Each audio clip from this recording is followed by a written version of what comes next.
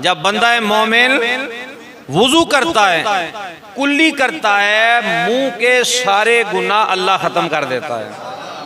जब हाथ धोता है, अल्लाह हाथों के हत्ता के नाखूनों के नीचे तक जितने गुनाह होते हैं अल्लाह उनको भी खत्म कर देता है।